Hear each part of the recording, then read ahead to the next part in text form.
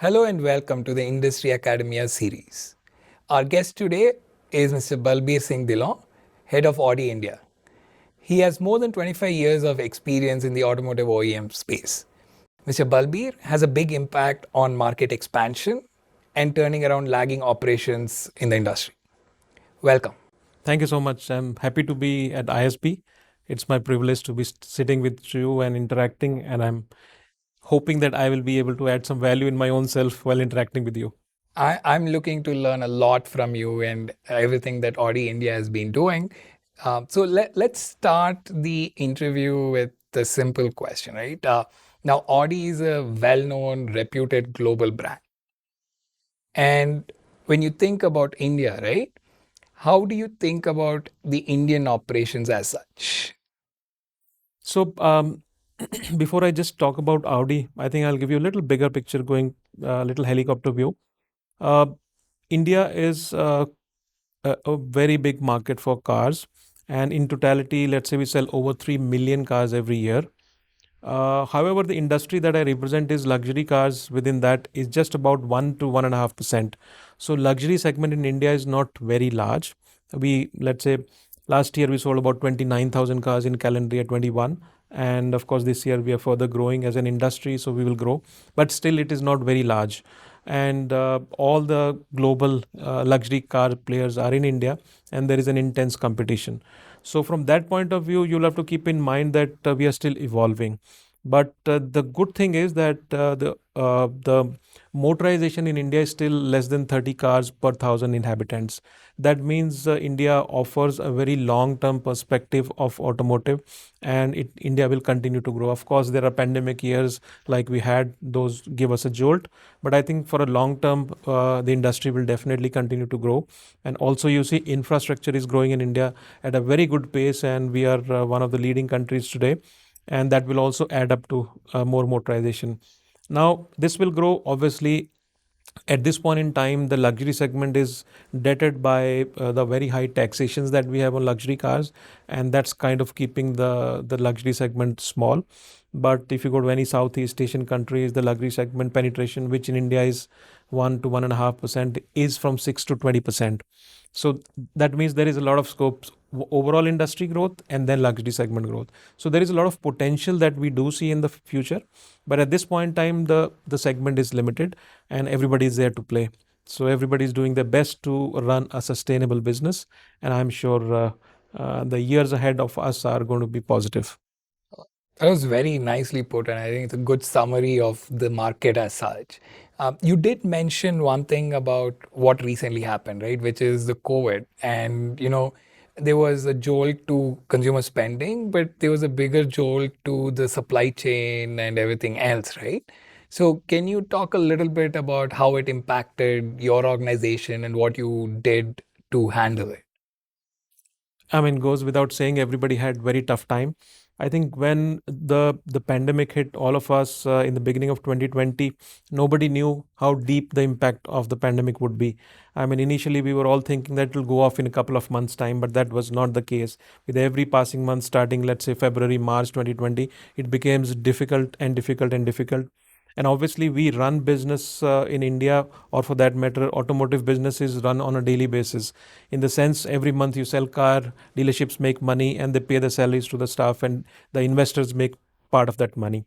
And there is, let's say, to give you an example, we were having 2,500 employees across our dealerships across the country. So it's a whole big machinery that runs on a daily basis. And when these kind of disruptions happen, everything comes to full standstill. And the biggest challenge that we faced was of not knowing what is coming in the next few months. I mean, we were not knowing whether it'll come back to track or it'll not come back to track. But as the months passed, we kind of could gauge that it's not going to go so fast. So the best thing for us was to, at that time, to do two, three things. One was complete human-centric approach. So whether it is our customers, whether it is the employees who were employed at our dealerships, or our employees at Audi India, or our partners, or all the manufacturing staff, or our vendors. So wherever possible, where we could help, we helped.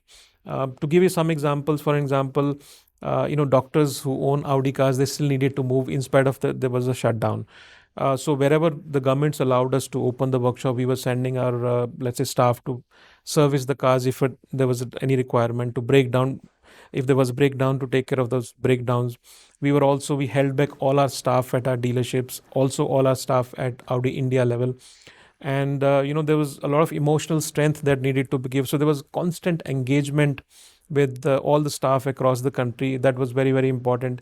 When we started to open up, then how the showrooms and the workshop are sanitized, all those topics were needed to be taken care of. But most importantly, I think the time of this last 2 years we used for introspection, looking inward. Because the business came to a standstill, there was no revenues for many, many months. So what we did was we also looked inwards and tried to look at every possible cost optimization. So for an example, we reduced stock levels at our dealerships so that they don't end up paying interest. Dealerships went back to the landlords of properties if the showrooms were rented or the workshop were rented, to kind of reduce the rentals. So wherever it was possible to reduce costs, to optimize the costs, we did those measures. And last but not the least, that is very important also for me to mention, is that this time actually gave us an opportunity to go digital. Of course, Audi, we had been doing a lot of digital initiatives for many, many years. We were far ahead than industry in terms of AR experience, VR experience for our customers. But this was the time which gave a kickstart to this topic. And a lot of research, customer who were buying the cars before buying, they were doing research. Let's say if the research was 30% digital and 70% physical, it changed during that time. It became 70% digital and 30% physical. Obviously, over a period of time, that this percentage keeps changing. But those are the kind of things that we did during that time to sustain ourselves, our dealer partners, and employees across. So these are some of the examples I think that we I did. no, I think this is great, and some of the things that you talked about really resonated with me, right? One was the human-centric approach. I think in the COVID, some of the businesses were, again, nobody's faulting the businesses because there was huge uncertainty. Everybody was facing the problems.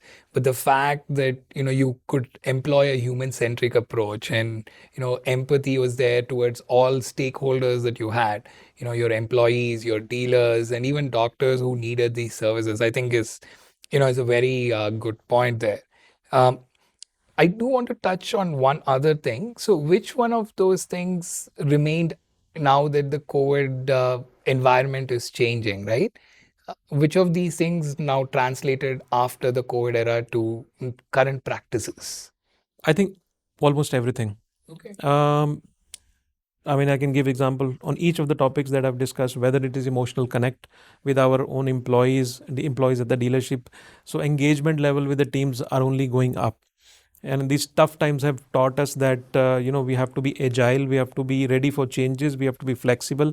And that's whenever we make policies today, I always speak to my team, my HODs, saying that, we have to be frugal, we have to be flexible so that we can quickly change ourselves. Let's not be walls, but let's be water, so that we can change our shape and size, and we move with the changing times.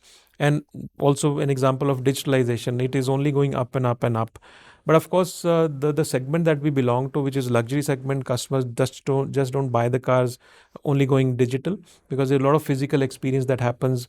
They come with families look at those cars, they touch and feel the cars, smell of leather before they buy the car. So there is a lot of physical interaction still involved.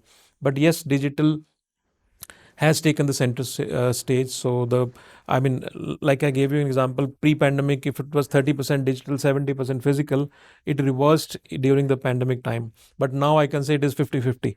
So a lot of time customer do spend on digital research before they can get in touch with us, or they get in touch with us. And also, we've also improved our own self, like from pre-buying to post-purchase experience. We've also made seamless for our customers, whether it is research of the cars, or booking of the car, or documentation, full payment, car delivered at home, servicing of the car.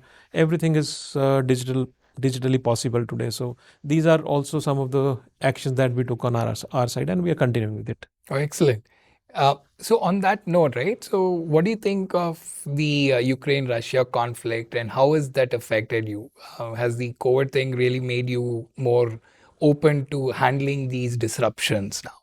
Well, now this is a topic which is a very large topic. Even before this war situation, all the industry is facing semiconductor shortage.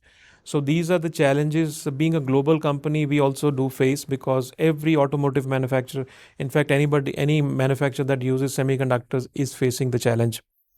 Partially, it is because the demand has grown, because the usage of laptops, computers during pandemic time has only gone up.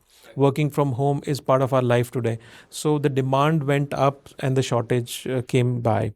And the challenge for the automotive manufacturers were predictability was not possible. So we tried to correct our inventories, we tried to let's say realign our future orders. That led to, let's say, us ordering or everybody ordering less, and suddenly the demand went up after the opening up. So all this led to semiconductor shortage, but this was, let's say, as we were seeing the semiconductor situation improving, then this Russia and Ukraine war came by. And obviously we as a company globally also source component from these countries, and this is followed by now recently this China lockdown. So everything that is happening across the globe is impacting the supply chain, and this is leading to not only disruption in supply chain, but also the impact of the costs. So inflation, you can see today what is happening. So everything, the commodity prices are going up. So this is leading to not only disruption in supply chain, but also cost escalation. So we are actually jolted from these two sides. Um, let's say at this point in time, the demand still is much more than supplies. So you can weather this storm, but in a long term, we have to be also careful. How do we manage this? So these are some of the challenges that we have No, today. I think you've summed it very well. It's actually a tough phase that the world is going through now, especially in terms of supply, where there are just too many disruptions almost on a continuous basis, right? It was just COVID first, then you went through the Ukraine-Russia thing is happening right now, and then of course the China lockdown is happening, and all of that is affecting businesses because now we are an integrated global world as such. Yeah. You know, again, a connected note on what you were talking. I'm going to shift from the COVID part to something that we have learned from the COVID, which is you said, the transition now is to a digital world as such, right? And because I do take care of the digital marketing here, I have a vested interest in asking you these questions. Yeah. How do you integrate the digital and the offline world, and especially in your world, right? You've talked a lot about that. So what are the steps that Audi India is doing to integrate that experience throughout? So, like I mentioned, the purchase journey of our potential buyers is digital and physical, because a luxury car buying is a very emotional decision. It's mostly family decision. So to that extent, a physical interaction is very, very important. And also, in India, we love to bargain, and that can only happen mostly physically. So those kind of things make sure that you have physical interaction. But of course, at the same time, also most of the customers do take test drives before they buy the car. So this is physical. Digital is research, where when you intend to buy a car, you start researching, you look at costs, you look at features of the cars, you look at competition cars, and you make your own mental judgment as a potential buyer that this is the segment of cars that I want to buy, and these are potentially my shortlisted cars. Then you visit those showroom, have a look at those cars physically, and then eventually take a test drive and then decide to buy. So I think this is how the integration happens on a purchase cycle. Once one has purchased the car, then the next integration digital is when you want to service the car. So for an example, today we give an option: a customer can book online through mobile, through laptop, and we'll send a driver to pick the car from your home, get it serviced, you pay online, and the car is delivered back to your home. So all these things are integrated now with the physical and digital world, and this is what the automotive business is all about. I always say that automotive business is very simple. We take money and we sell cars, and we service the car and we take money, and that's how it is. But above all, what we do, what it is, our customer satisfaction, our the emotional connect with our customers, and that is what we continue to engage our dealers partners with, so that they can give the best experience to our potential buyers and also our existing customers. I think you're talking about points that I highlight in my class all the time about how it's experience and customer centric value proposition. You know, we do like a good price, but we also love the experience a lot more than just the price aspect Yeah, yeah, of it. absolutely.